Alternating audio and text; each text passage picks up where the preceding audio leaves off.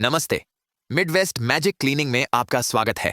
आज का वीडियो थोड़ा छोटा रहेगा क्योंकि जब तक यह पब्लिश होगा मैं केंटकी की ओर जाते हुए रहूंगा। जिन्होंने सोचा था कि मैं कब वापस आऊंगा बेहद गंदे घरों की सफाई करने, तो ठीक यही आज मैं करने वाला हूं। मैं आम तौर पर सफाई के लिए इतनी दूर यात्रा नहीं करता, फिर भी यह एक खास कहानी है और मैं आपको बताना चाहूंगा कि आप अगले हफ्ते किस चीज की उम्मीद कर सकते हैं।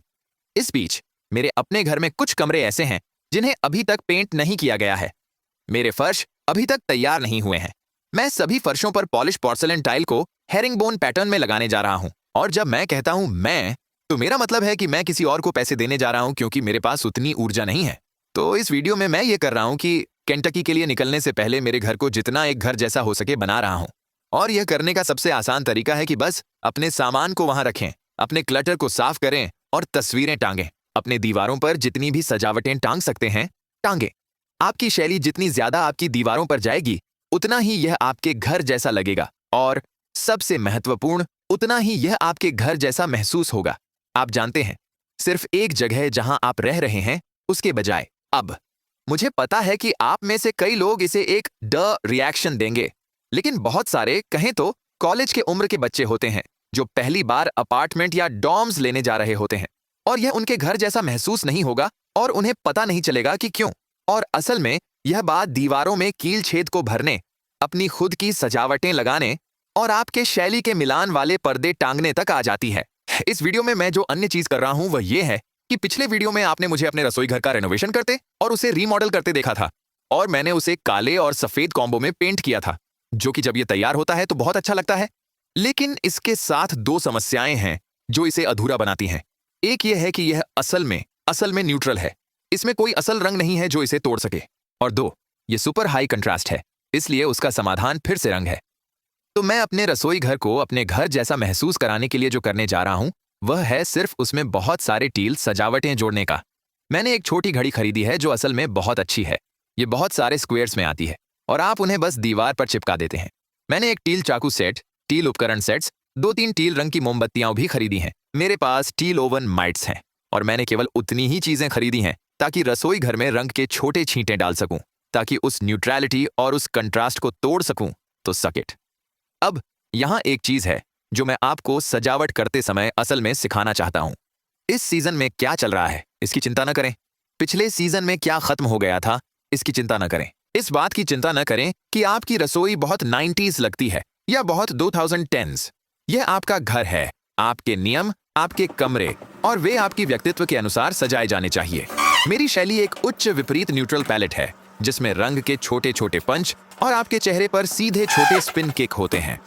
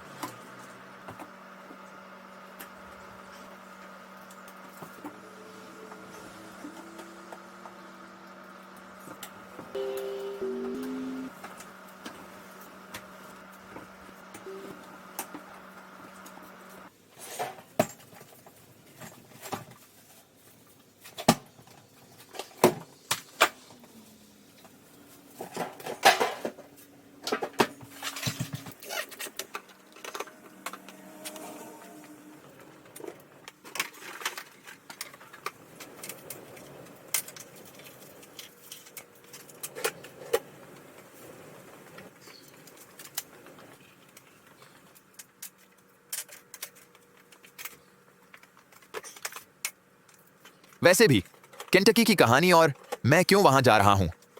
नियमित दर्शक जानते हैं कि मैं सामान्य रूप से 30 मील के दायरे से बाहर सफाई के लिए यात्रा नहीं करता।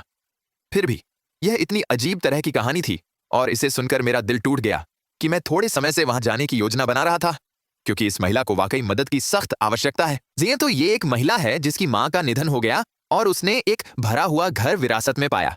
और ये कोई गंदा भरा हुआ घर नहीं है। ये ऐसा नहीं है जैसा आपने पहले देखा है, जिसमें कीड़े हर जगह होते हैं और गंदी चीजें होती हैं। उसमें कोई तिलचट्टे नहीं है, कोई चूहे नहीं हैं, ऐसी कोई चीज नहीं है। यह एक बहुत ही संगठित भंडार है और अक्सर लोग इस बात को लेकर भ्रमित रहते हैं। वे कहते हैं, अच्छा, ये जगह बर्बाद नहीं की गई है, इसमें बस बहुत सारी चीजें हैं। वह कोई संभालने वाली नहीं थी, वह सिर्फ संग्रह करने वाली थी। और आपको याद रखना चाहिए कि होर्डिंग डिसऑर्डर एक मानसिक विकार है। इसलिए होर्डिंग डिसऑर्डर घर की स्थिति नहीं है, यह मन की स्थिति है। तो हाँ, आपके पास एक बहुत ऑर्गेनाइज्ड होर्ड हो सकता है और भले ही यह एक बढ़ा हुआ संग्रह जैसा लगता है, यह वह मामला है जहां वे इसे छोड़ा नहीं कर सकते। जैसे उन्हें चीजें इकट्ठा करने की हो सकता है बेचने के लिए, यह उनका इरादा हो सकता है, लेकिन वे कभी उन्हें बेचने तक नहीं पहुंच पाते क्योंकि वे सामान से अलग नहीं हो सकते। मुझे लगता है कि यही इस घर में हो रहा है। समस्या यह है कि एक बार जब उसने इस घर को विरासत में लिया तो वह घबराहट के दौरे का सामना कर रही है क्योंकि उसे नहीं पता कि सामान को हटाने की शुरुआत कहां से की जाए।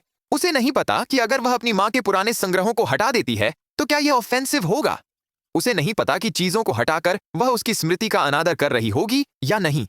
और यहां तक कि जो चीजें उसे पता है कि वह हटा सकती है, उसे नहीं पता कि कहां से शुरू करें या डंपस्टर कैसे पाएं या बहुत सारे उस सामान को उठाकर कैसे ले जाएं ताकि इसे व्यवस्थित करना शुरू कर सके। यहां क्रेजी नहीं है, क्रेजी ये है, वह एक डिलीवरी सर्विस में काम करती है और कुछ दिन पहले उस पर 3 कुत्तों के झुंड ने हमला किया और नोच लिया गया। और वे जंगली नहीं थे, वे एक ग्राहक के घर में थे। वे आगे के दरवाजे के माध्यम से फटकर आए, उसके काफ का लगभग 25% हिस्सा नोच लिया, उसके घुटने की हड्डी तोड़ दी। और अब इस सारी चीजों के अलावा जो उसकी चिंता के दौरे का कारण बनती है, वह अब अचल है। अब सौभाग्य से उसके घर का आधा हिस्सा साफ और तैयार एयरबीएनबी के रूप में सेट है, इसलिए मुझे उसके घर पर रहने की सुविधा होगी जबकि मैं यह सब कर रहा हूं, बजाय कि होटल लेने और बाहर निकलने और एक बड़े यात्रा के साथ आने वाली सभी चीजों के।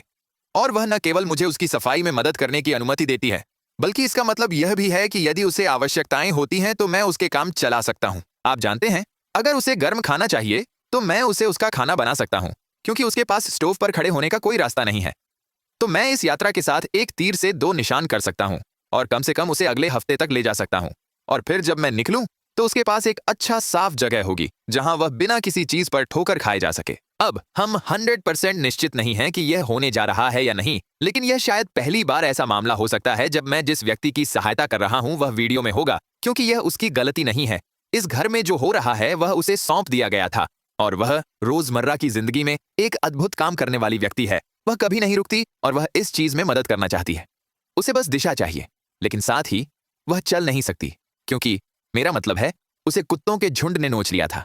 लेकिन अगर वह कुछ चीजों के माध्यम से जा सकती है या मैं टब ला सकता हूं और हम उन्हें एक समय में एक बार देख सकते हैं तो वह हो सकता है।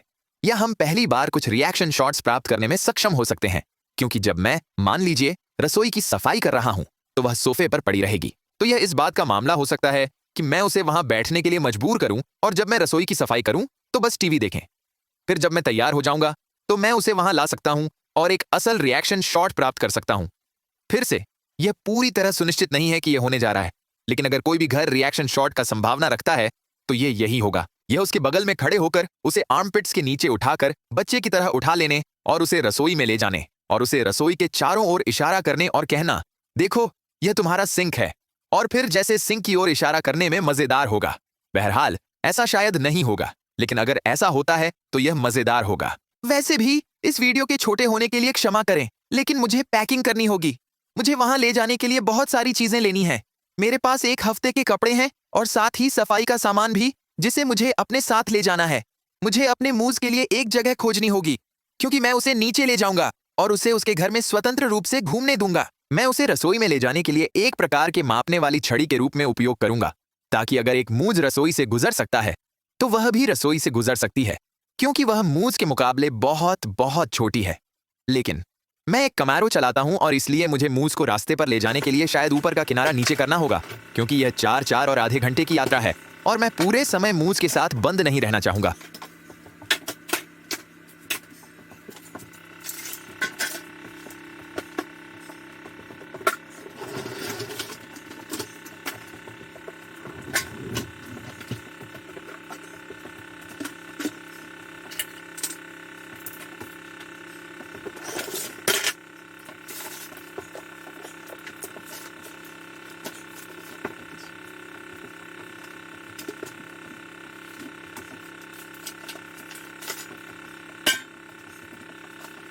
यदि आपने अभी तक मेंबरशिप नहीं ली है तो यह सबसे महत्वपूर्ण चीज है जो आप इस चैनल की मदद के लिए कर सकते हैं। हमारे पास 3 स्तरों के साथ एक सदस्य सेक्शंस भी है।